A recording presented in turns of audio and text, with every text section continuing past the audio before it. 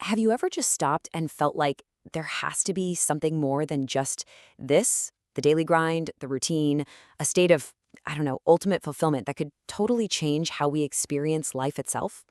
It's a question humans have been asking forever, and today we're going to dive into one pretty profound and honestly challenging answer to that exact question. So let's just get right into it. What is ultimate fulfillment really? Is it about money? Being happy all the time? Or is it something way deeper? Something that kind of rebuilds you from the ground up? We all probably have our own ideas, but the text we're looking at today zeroes in on a single, really powerful concept to try and define it.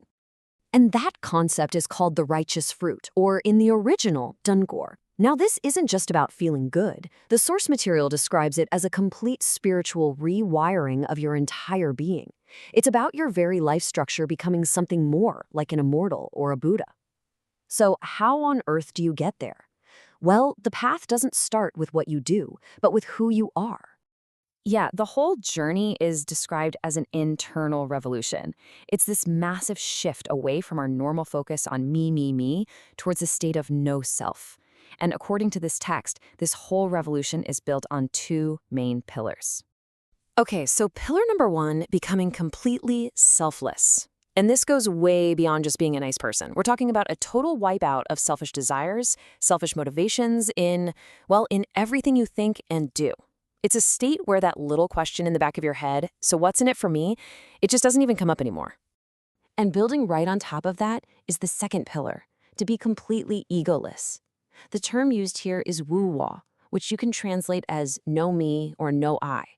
This is all about letting go of that ego. That little voice that feels separate from everything else and is always judging and wanting and being afraid. This is really the foundation of the whole thing.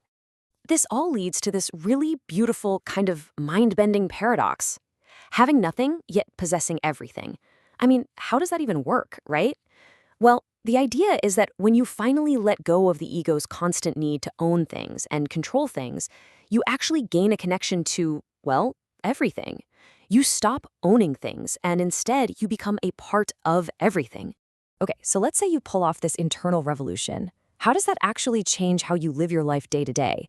The text says you enter this state of flow, where life just stops feeling like a struggle. Instead, it starts to feel more like a spontaneous, playful game. But this spontaneity isn't just random chaos, not at all. It's actually guided by four key principles. First, you act according to the situation right in front of you, not some grand plan. Second, you act based on affinity, the natural connections you have. Third, you act from your true nature, without the ego getting in the way. And finally, you act according to the moment, just being totally present. And the results of all this? It's a huge shift in perspective. When you're not being driven around by your ego or by fear or desire, all of life's problems just don't feel so heavy anymore. Everything you do, from your job to just talking with someone, supposedly transforms into this kind of lighthearted, playful entertainment. It's like you're just playing along in a cosmic game. Now, this all leads to what a lot of people would call the ultimate prize, true freedom. And we're not just talking about physical freedom. This is a liberation from the deepest fears and attachments that, let's be honest, run most of our lives. And here, you can really see the massive difference. The typical, attached mind is tangled up in worldly things, and of course, it's afraid of death. But the liberated mind, it has a completely different view. According to this text, it's not just that you don't fear death, you actually see it as a natural, peaceful next step. So much so that the text even uses the word longing. It represents a total freedom from all of life's roadblocks. And this idea really brings it all home. Just imagine being so free, so unattached to anything, that you are ready to go at any moment. No regrets, no loose ends, just a calm, total acceptance of what's next. That's the incredible level of freedom we're talking about here. So as we start to pull all of these ideas together, we get to the final horizon of this whole thing. What is the ultimate perspective, the final state of being that comes from attaining this righteous fruit? Now, this might just be the most challenging idea of them all. The text claims that a person in this state sees everything that happens, the good, the bad, the beautiful, the ugly, as perfectly appropriate, just, and fair. It's a state of absolute acceptance, with no judgment. You just see reality unfolding exactly as it should. And that brings us to the source's final big claim. It says that if a person truly embodies all of these characteristics, that is the ultimate proof that they've attained the righteous fruit. And the result?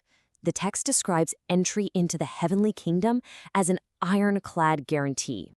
So, we've explored one really specific and really powerful vision of what ultimate fulfillment could be.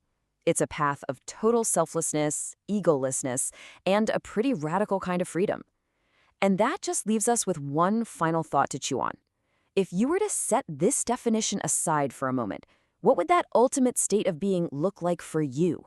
What would be your own righteous fruit?